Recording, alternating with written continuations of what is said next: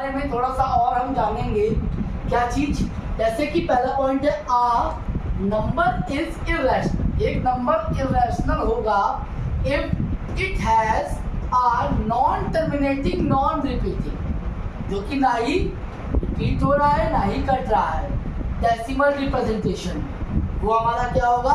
Irrational होगा। जैसे कि मैं पहले बता चुका हूँ, क्या चीज? ना ही वो टर्मिनेट होगा ना ही वो रिपीट होगा।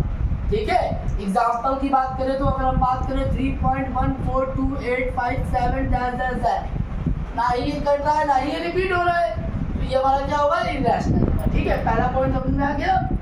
Second point, irrational number can not be written in the form of p upon.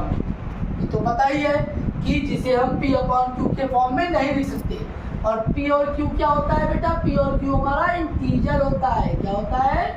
Integer. इसमें क्यू जो है हमारा वो जीरो नहीं हो सकता। ठीक है, थर्ड पॉइंट क्या कह रहा है?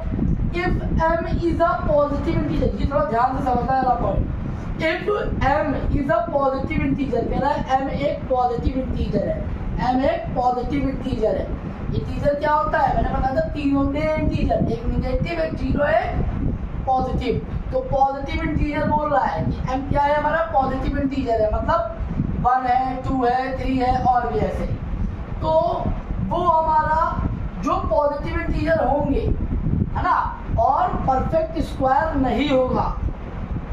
समझना, एम एक पॉजिटिव इंटीजर होंगे जो कि परफेक्ट स्क्वायर ना हो, वो हमारे इर्रेशनल होंगे। एग्जाम्पल में बात करें, रूट टू परफेक्ट स्क्वायर है क्या? वो रूट से बाहर आ सकता है? नहीं ना, तो वो भी हमारा इर्रेशनल है। √3 ये भी हमारा इर्रेशनल है। √5 ये भी हमारा इर्रेशनल है। √6 इसका तो फैक्टर करोगे तो ये इसका बाहर नहीं आएगा रूट से। ऐसे √7 जो रूट से बाहर ना आ पाए, है ना, मतलब परफेक्ट स्क्वायर ना बन पाए, वो हमारा इर्रेशनल है। अब आप सोच रहे होंगे सर आपने √4 लिखा है लेकिन आपने इसके बारे में कुछ बोला नहीं। तो भाई मैं इसको लिखा हूँ जानबूझ के। क्या ये हमें अच्छे से पता है √4 को अगर हम निकालेंगे तो आंसर आएगा क्या? 2। अब √4 तो बाहर आ गया ना, तो क्या ये रैशनल होगा या इर्रेशनल होगा? ये रैशनल होगा नहीं। क्यों? क्योंकि ये तो रूट से बाहर आ गया। जो रूट के अंदर रहते हैं, जो रूट से बाहर नहीं आ सकते, वो हमारे इर्रेशनल। जो रूट से बाहर आ जाए वो हमारे रैशनल। ठीक है, तो 2 ये √4 जो है वो हमारा रैशनल होगा। ऐसे ही √9 है ना, √16, समझ गया ना। तो जो नहीं हो सकते हैं परफेक्ट स्क्वायर वो हमारे इर्रेशनल। ठीक है, ऐसे ही m is a positive integer और which is not a perfect cube.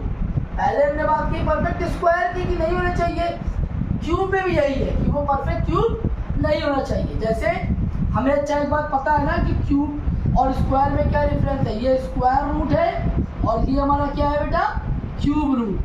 ठीक है, इसमें 3 लिखा है, रूट से पहले यहाँ पे छोटा सा 3 लिखा है। तो ये हमारे परफेक्ट क्यूब नहीं होना चाहिए। 2 परफेक्ट क्यूब नहीं है, ना ही 3 है, ना ही 4 है, ऐसे ही 5 भी नहीं है, 6 भी नहीं है। ठीक है, 8 भी तो हमने लिखा है। अब 8 अगर हम यहाँ पर खोले तो यहाँ पर हम देखें तो 2 × 2 × 2 यही तो फैक्टर होगा इसका, और ये बाहर आ जाएगा। तो 8 तो हमारा क्या हुआ? परफेक्ट, इसका परफेक्ट क्यूब हो गया ना। √8 का परफेक्ट क्यूब हो गया ना 2। तो ये तो हमारा इर्रेशनल नहीं है। क्यों? क्योंकि ये बाहर निकल गया रूट से, क्यूब रूट से बाहर निकल गया। जो भी क्यूब रूट से बाहर ना निकले तो हमारा क्या होगा? इर्रेशनल। यही स्क्वायर के साथ होता है, यही क्यूब के साथ होता है। इतनी बात समझ में आ गई ना? ठीक है, अब देखो कुछ एक चीज और जानेंगे, थोड़ा और जानेंगे मोर अबाउट इर्रेशनल के बारे में। पहला पॉइंट कह रहा है क्या? Negative of N irrational number is irrational. और क्या क्या चीजें इर्रेशनल हो सकती है वो भी समझ लो। नेगेटिव ऑफ एन इर्रेशनल मतलब कोई एक नेगेटिव इर्रेशनल लिखा है तो वो भी हमारा क्या होगा? इर्रेशनल ही होगा। ठीक है, जैसे ये -√2 लिखा तो वो भी हमारा क्या होगा? इर्रेशनल ही होगा। Sum of a rational number and irrational number is irrational. कह रहा है कि अगर एक रैशनल नंबर है और दूसरा इर्रेशनल नंबर है तो इनका सम भी क्या आएगा? इर्रेशनल ही आएगा। क्या आएगा? इर्रेशनल ही आएगा। सेकेंड थर्ड वाला क्या डिफरेंस ऑफ रैशनल और इरैशनल, मतलब एक हमारा रैशनल है और दूसरा हमारा इरैशनल है और इनका डिफरेंस क्या होगा, इरैशनल होगा। सम भी इरैशनल होगा और डिफरेंस भी, ठीक है। Product of non zero rational number and irrational number. अब बोल रहा है कि अगर कोई नॉन जीरो रैशनल नंबर है, मान लो 2, और प्रोडक्ट अपना समझते हो ना मल्टीप्लाई, तो 2 का एक रैशनल नंबर का मल्टीप्लाई अगर हम इरैशनल नंबर से करते हैं तो हमेशा आंसर क्या आएगा, एक इरैशनल नंबर ही आएगा, ठीक है। इसमें यहाँ पर एक चीज ध्यान देने वाली बात है कि मैंने एक वर्ड यूज किया है नॉन जीरो, मतलब तुम्हारा रैशनल नंबर है वो जीरो नहीं होना चाहिए। अगर जीरो हो गया तो यहाँ पर आंसर क्या आएगा, जीरो, तो ये तो रैशनल हो जाएगा। इसीलिए मैंने क्या लिखा है, नॉन जीरो रैशनल नंबर, मतलब जीरो नहीं लेना है, ठीक है। तो यहाँ पर जो आंसर आएगा वो इरैशनल आएगा। Quotient of rational number and irrational number is irrational, हमेशा इरैशनल होगा। जैसे मान लो 5/√7 ले लिया हमने, तो इसका भी आंसर हमेशा क्या होगा, इरैशनल ही होगा। अब इसको थोड़ा अलग तरीके से हम लोग देखते हैं।